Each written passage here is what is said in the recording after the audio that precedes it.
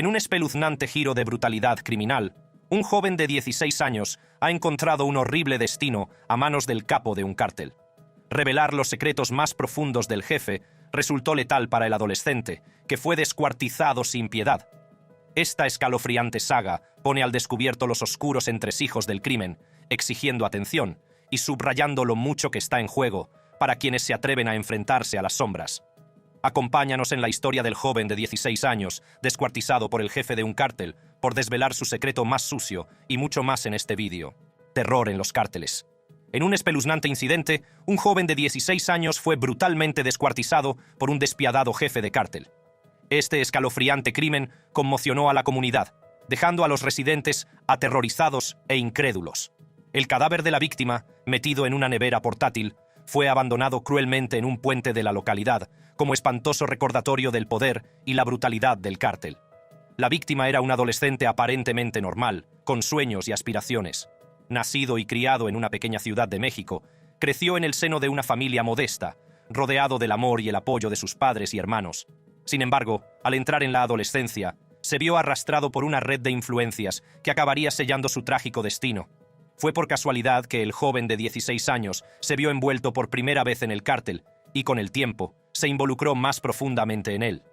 Fue durante una fatídica operación cuando la vida de Juan dio un giro devastador. El jefe del cártel, conocido por su naturaleza sádica y su sed de poder, sospechó que el chico era desleal. En un retorcido alarde de autoridad, el jefe decidió darle un escarmiento, enviando un escalofriante mensaje a cualquiera que osara cruzarse en su camino. En una noche de luna llena, el jefe del cártel orquestó un espantoso acto de violencia que marcaría para siempre al pueblo. El cuerpo sin vida de Boy fue desmembrado, cada miembro cortado con precisión, y sus restos metidos en una nevera con un mensaje que decía: «Esto es lo que les va a pasar a toda esa panda de idiotas que caen en el juego de los ponchis, cazadores de alfa. Envían a la gente al matadero porque tienen miedo de presentarse. Ahora estamos aquí y vamos a matar a toda esa panda de cabrones». No es la primera vez que ocurre algo así.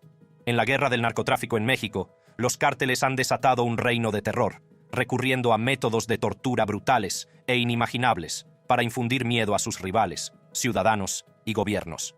Esta horrible realidad la han padecido millones de personas en México, atrapadas en el fuego cruzado de la lucha de los cárteles por el control de los lucrativos corredores de la droga. Los cárteles recurren a diversos métodos de tortura. La decapitación con una motosierra se ha convertido en un famoso y horripilante método de ejecución. Este brutal acto está diseñado para enviar un claro mensaje de agresión e intimidación a cualquiera que se atreva a traicionar a los cárteles o a colaborar con las fuerzas del orden. Una figura notoria que empleó este método fue Joaquín El Chapo Guzmán, miembro de alto rango del cártel de Sinaloa. El reino del terror de Guzmán se caracterizó por sus brutales ejecuciones, muchas de las cuales se grabaron en vídeo y circularon por internet. En un vídeo especialmente impactante de 2010, Guzmán utilizó una motosierra para decapitar a un miembro de una banda rival, lo que no deja lugar a dudas sobre la crueldad del cártel de Sinaloa. El uso de una motosierra en las decapitaciones tiene múltiples propósitos para los cárteles. En primer lugar, es una forma muy visible y gráfica de violencia que infunde miedo tanto a sus rivales como a la población en general. Los cárteles entienden el poder de las imágenes y lo utilizan en su beneficio, transmitiendo sus brutales actos al mundo a través de las redes sociales y otros canales. En segundo lugar, la motosierra sirve como herramienta de tortura psicológica. El ruido fuerte y aterrador que produce añade una capa adicional de horror al acto, ya de por sí espantoso. Las decapitaciones se llevan a cabo a menudo con precisión y una inquietante atención al detalle. La víctima suele estar atada e indefensa, obligada a soportar el terror de saber lo que le espera. El verdugo, a menudo un miembro de alto rango del cártel, maneja la motosierra con una brutalidad fría y calculada, asegurándose de que el acto sea lo más espantoso e impactante posible. En algunos casos, las cabezas se dejan en espacios públicos, como el exterior de escuelas o edificios gubernamentales, como advertencia a cualquiera que se atreva a desafiar la autoridad de los cárteles. Otro método utilizado por los cárteles es el conocido como el guiso, que consiste en someter a las víctimas a un dolor y un sufrimiento inimaginables, que a menudo acaban con su agonizante muerte. Una de las figuras más notorias asociadas con el guiso es Miguel Ángel Treviño Morales, presunto líder de los Zetas. Morales ganó infamia por su participación en la masacre de San Fernando de 2010, donde al menos 72 personas fueron brutalmente asesinadas. Fue durante esta masacre cuando se empleó el método del guisado, dejando una marca duradera en la conciencia colectiva de México. El proceso de El Guiso comienza con la captura de víctimas vivas, que se introducen en un gran bidón de 55 galones. El bidón se llena con una mezcla de agua hirviendo o un líquido inflamable, convirtiéndolo en un caldero de horror inimaginable. Las víctimas soportan un dolor atroz mientras sus cuerpos son sometidos a un calor abrasador o envueltos en llamas. La intención del estofado no es solo causar un inmenso dolor físico, sino también infundir miedo y terror en los corazones de quienes presencian u oyen hablar de estos actos. El método de pelar la cara también se ha convertido en una escalofriante táctica de miedo utilizada para infundir temor en los corazones de rivales y posibles informantes. Una de las figuras más notorias asociadas con el face peeling es Joaquín El Chapo Guzmán. El proceso de pelado de cara es tan horrible como suena. La víctima suele estar atada e indefensa, obligada a soportar el dolor atroz y el terror de que le arranquen la cara a la fuerza. Este acto no solo es físicamente agonizante, sino también psicológicamente devastador, ya que la víctima queda desfigurada y marcada de por vida si sobrevive. Pero esto no es todo. Los cárteles también utilizan otros métodos de tortura, como los baños de ácido, que consisten en disolver el cuerpo de la víctima en un recipiente lleno de ácido, normalmente ácido clorhídrico o sulfúrico, que puede disolver completamente el cuerpo en cuestión de horas, o el desmembramiento lento, que consiste en cortar los miembros de una persona, a menudo mientras aún está viva. El desollamiento, las ejecuciones simuladas, la tortura psicológica, las descargas eléctricas, la quema, la asfixia y la tortura al estilo Gladiator son también algunos de los métodos sádicos utilizados por los cárteles que se traducen en la pérdida de miles de vidas y el fomento del terror en todo el estado y las comunidades. Ahora, echemos un vistazo más de cerca a la brutalidad de los cárteles y hablemos de algunos casos famosos de desmembramiento por parte de los cárteles. Otros casos. En Monterrey, norte de México, se produjo un inquietante incidente en el que se descubrieron cadáveres mutilados y partes del cuerpo cercenadas en neveras y bolsas en 7 lugares, incluidos barrios acomodados. Se confirmó la existencia de al menos 7 cadáveres y los informes locales sugieren que podría haber hasta 12 víctimas. Se cree que el espantoso descubrimiento está relacionado con un conflicto interno dentro de un cártel de la droga con sede en el vecino estado de Tamaulipas. El jefe de seguridad del estado de Nuevo León, Gerardo Palacios, mencionó que la violencia era el resultado de disputas internas y actos de deslealtad dentro del cártel, sin especificar el grupo exacto implicado. Se dejaron mensajes en los restos, una táctica utilizada a menudo por los cárteles de la droga en México para enviar amenazas a funcionarios o bandas rivales. Este incidente trajo a la memoria las violentas guerras territoriales de la década de 2010, cuando Monterrey quedó atrapada en el fuego cruzado entre cárteles de la droga, lo que provocó que se abandonaran cadáveres en las calles y se colgaran de puentes. Otro incidente se produjo en el estado occidental de Michoacán, donde la policía descubrió un total de 19 cadáveres en una truculenta exhibición. 9 cuerpos aparecieron colgados de un paso elevado con una pancarta de un cártel de la droga amenazando a sus rivales, mientras que otros 7 cadáveres fueron brutalmente descuartizados y arrojados en las inmediaciones. Otros 3 cadáveres fueron hallados en la carretera.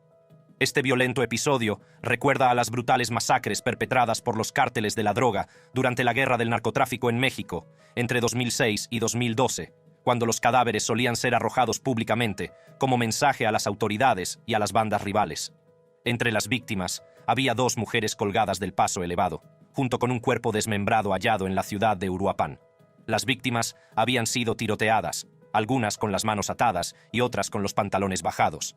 Aunque la pancarta dejada por el cártel no estaba del todo clara, llevaba las iniciales del cártel de la droga de Jalisco, conocido por su extrema violencia, y mencionaba a los Viagras, una banda rival. El mensaje de la pancarta instaba a la violencia contra la banda rival y decía: «Sé patriota, mata a un Viagra». Mientras que en años anteriores los cárteles mexicanos evitaban llamar la atención con exhibiciones masivas de cadáveres, la banda de Jalisco, conocida por desafiar directamente a las autoridades, parece estar volviendo a este tipo de métodos para intimidar a sus rivales. El incidente fue un sombrío recordatorio de los continuos desafíos que enfrenta México, con un aumento de los homicidios en los últimos años. Solo en la primera mitad de 2019, México estableció un récord de homicidios, alcanzando 17.608, lo que refleja un aumento del 5,3% en comparación con el mismo periodo de 2018. y está la trágica historia de Jocelyn Alejandra Niño, más conocida como La Flaca, presunta asesina del conocido Cártel del Golfo. Jocelyn Alejandra Niño, una joven con una reputación feroz, ganó notoriedad cuando una foto suya posando con un arma de fuego se filtró en las redes sociales en enero de 2015. Como soldado raso del subgrupo Los Ciclones del Cártel del Golfo, la Flaca se encargaba de combatir a facciones rivales. Sin embargo, la vida de la Flaca dio un giro trágico en abril de 2015. Su cuerpo desmembrado fue descubierto dentro de una nevera de hielo en la ciudad de Matamoros, México. La escena era espantosa, con signos visibles de tortura grabados en su cuerpo sin vida. Pero la Flaca no fue la única víctima de este atroz acto. Junto a ella estaban los cuerpos de otra mujer y de un hombre decapitado, que se cree que también eran miembros de los Ciclones. La presencia de estas víctimas adicionales sugería que no se trataba de un acto de violencia aleatorio, sino más bien de un ataque selectivo contra las filas del Cártel del Golfo. Las pruebas señalaban a los Metros, una facción rival del Cártel del Golfo, como los autores de este brutal crimen que lo perpetraron como muestra de poder y dominio en la guerra territorial en curso. La brutalidad de los cárteles no se limita solo a los adultos, y Marciano Millán Vázquez, antiguo capo del cártel cuyo reinado del terror dejó un rastro de cuerpos desmembrados a su paso, es un testimonio de ello. Marciano Millán Vázquez, conocido por su escalofriante apodo de Chano, era miembro de la infame banda de los Zetas. Entre 2009 y 2015, fue responsable de una serie de crímenes brutales que conmocionaron incluso a los agentes de la ley más curtidos. El reino del terror de Millán Vázquez comenzó con su participación en el tráfico de drogas y armas, utilizando su posición dentro del cártel para amasar poder e influencia. Pero fue su naturaleza sádica y su total falta de empatía lo que le diferenció de sus compañeros criminales. Los testigos declararon la crueldad inimaginable que Millán Vázquez infligía a sus víctimas. No mostraba piedad ni reparos, infligiendo el más cruel de los dolores a los desafortunados que se cruzaban en su camino.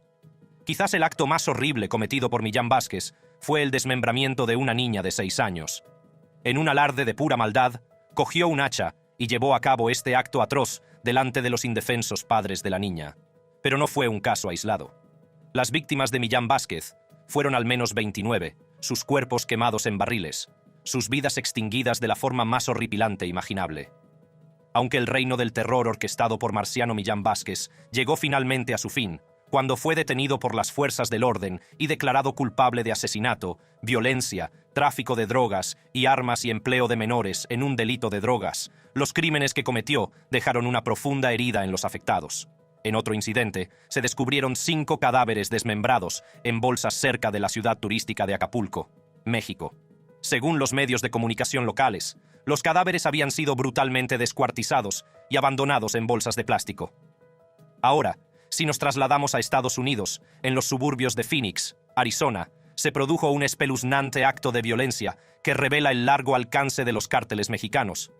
La víctima, Martín Alejandro Cota Monroy, se encontró en el centro de un juego mortal. Las autoridades han determinado que Cota Monroy fue asesinado por robar drogas a un cártel mexicano. Había robado 400 libras de marihuana y algo de metanfetamina al cártel, mientras afirmaba falsamente que las drogas habían sido incautadas por la patrulla fronteriza. El cártel implicado en este truculento incidente es conocido como la Organización de Narcotraficantes PEI Estatales, El Chapo. Al descubrir el robo de Cota Monroy, buscaron venganza.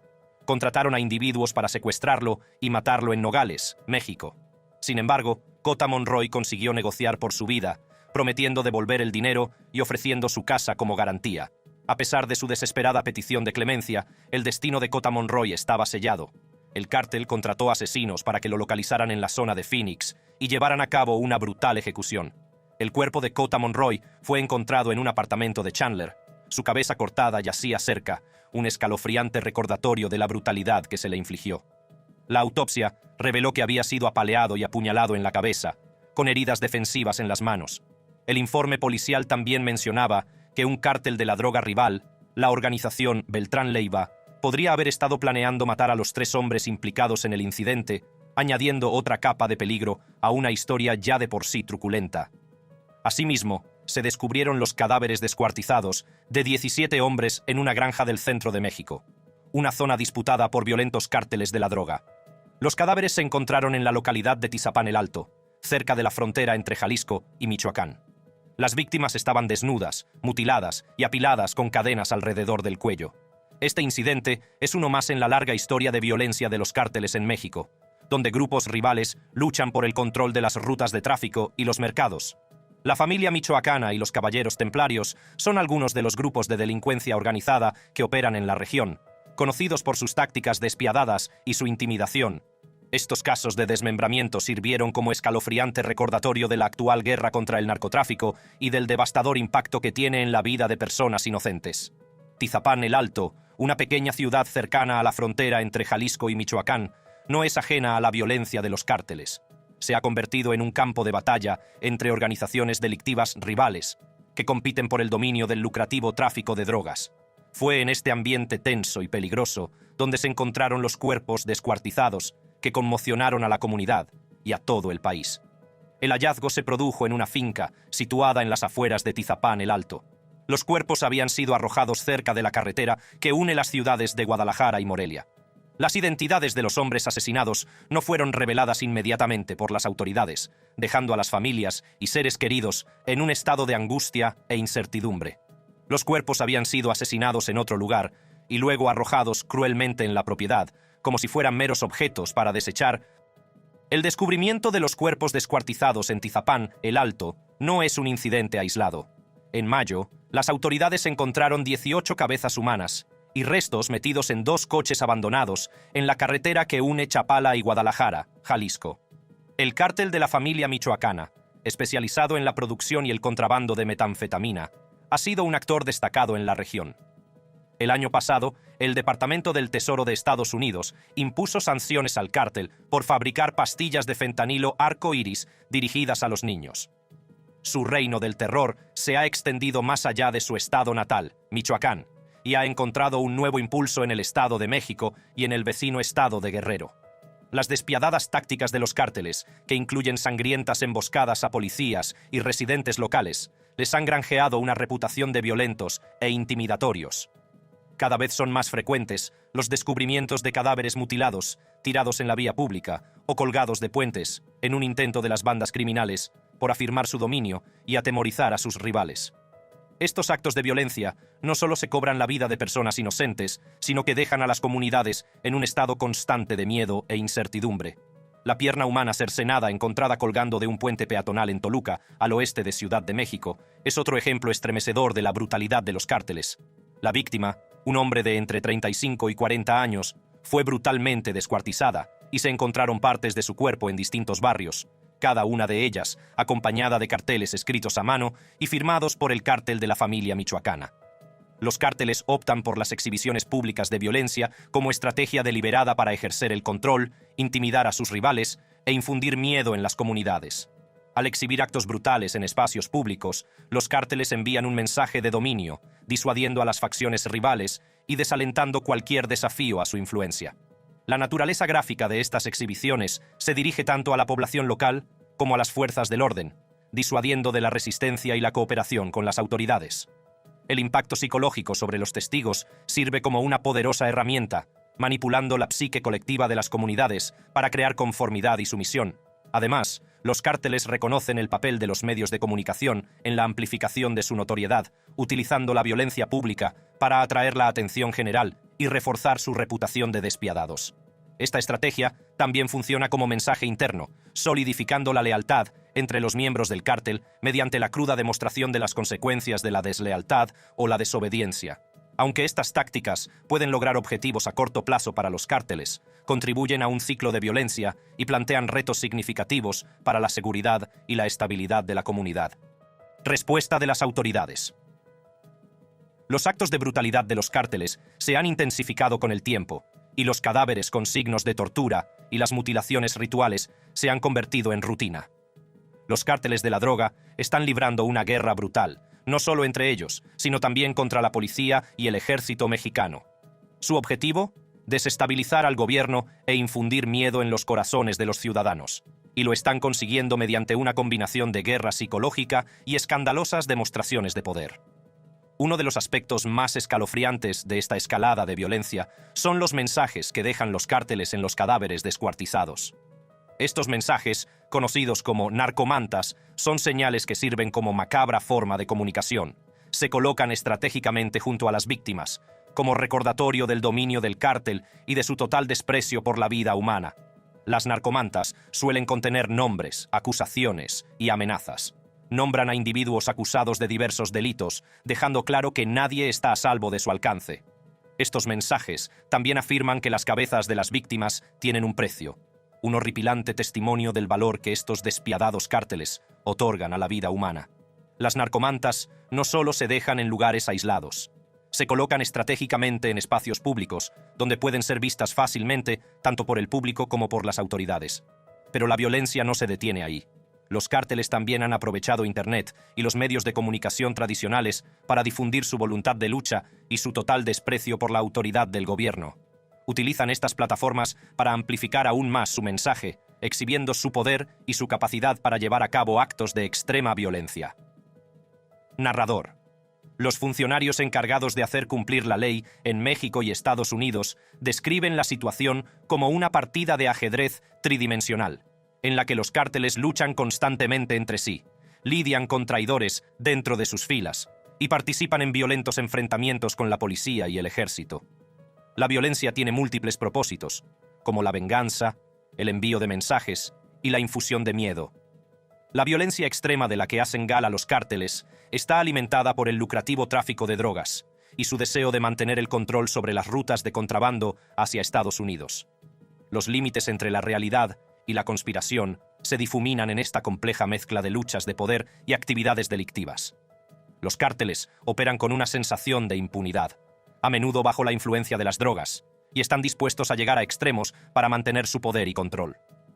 Uno de los primeros casos documentados de mensajes entre cárteles se remonta a la década de 1970 en Colombia, durante el apogeo del infame cártel de Medellín.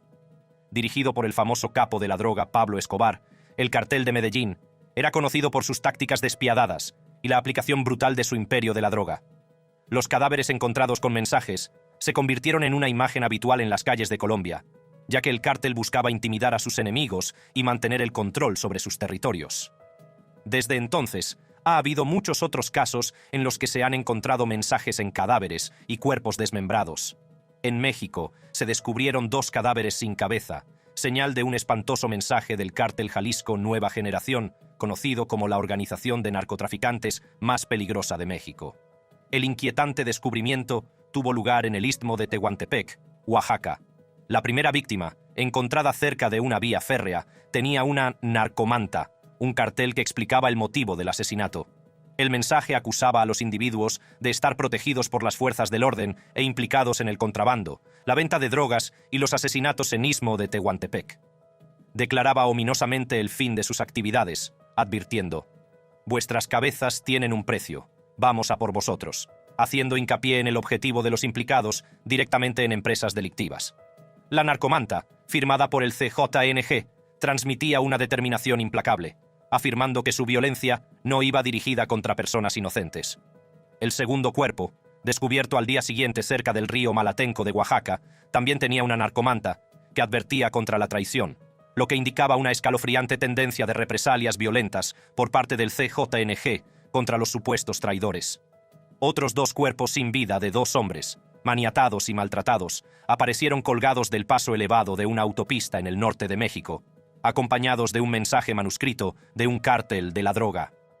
Las víctimas, con las manos atadas a la espalda, mostraban indicios de haber sido tiroteadas mientras estaban colgadas, como indicaban los casquillos de bala hallados en la escena del crimen de los Mochis. Aunque se desconocía la causa de la muerte, un mensaje en un trozo de cartón dejado junto a los cadáveres decía: «Este territorio ya tiene dueño». Se cree que el mensaje pertenece al cártel de la droga de los Beltrán Leiva, cuyo líder, Arturo Beltrán Leiva, fue abatido mortalmente en un enfrentamiento con las tropas mexicanas el 16 de diciembre de 2009.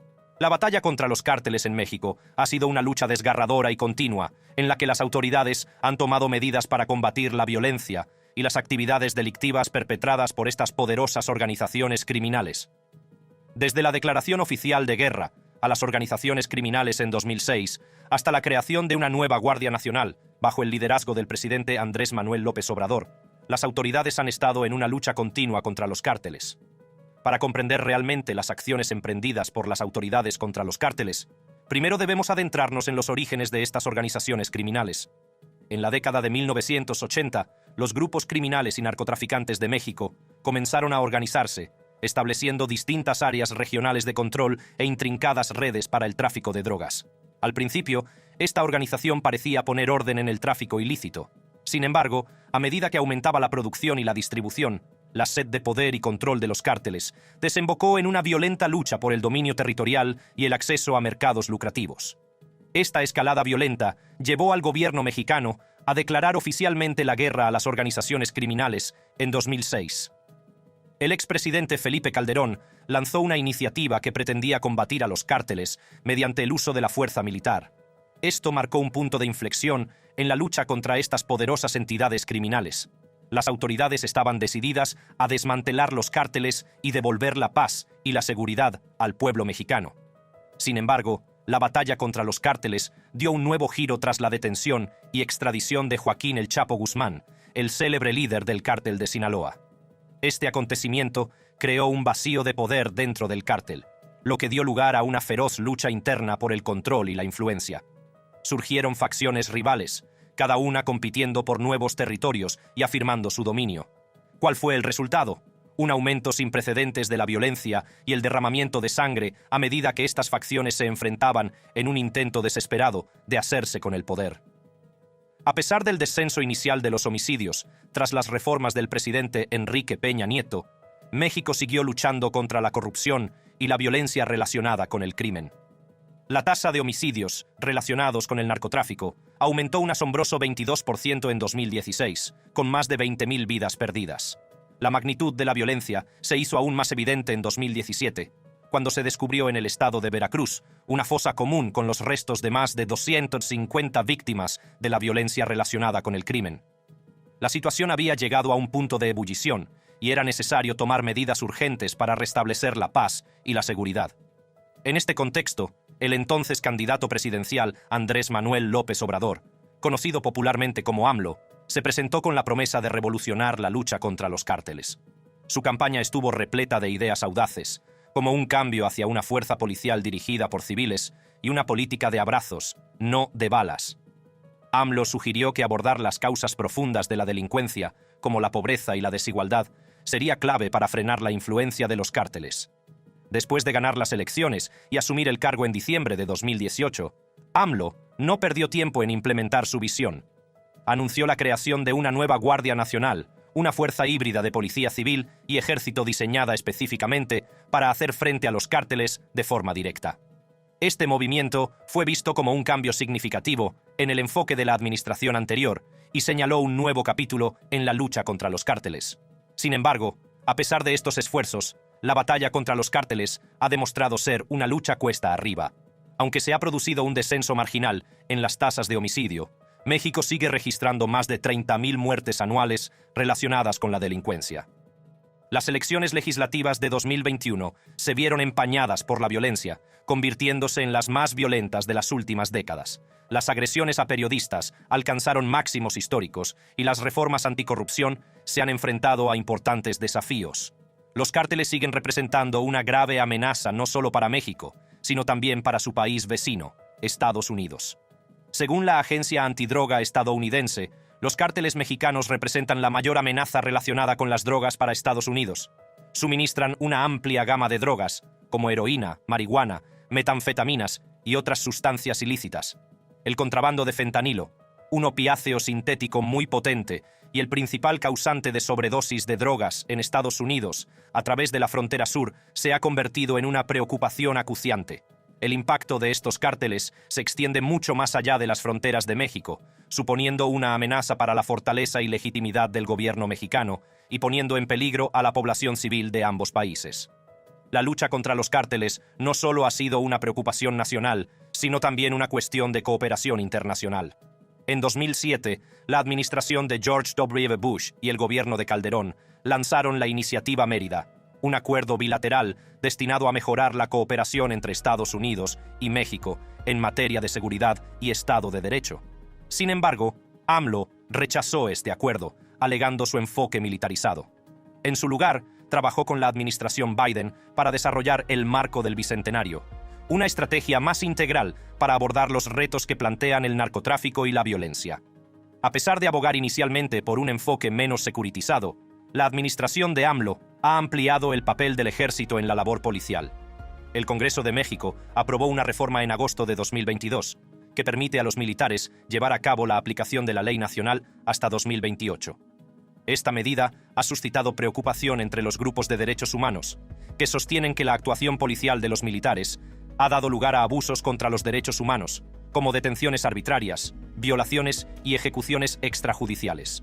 Mientras las autoridades redoblan sus esfuerzos, los cárteles no han dado muestras de retroceder. Han consolidado su control y ampliado sus operaciones, librando batallas con armamento pesado e incluso utilizando tecnología avanzada como drones.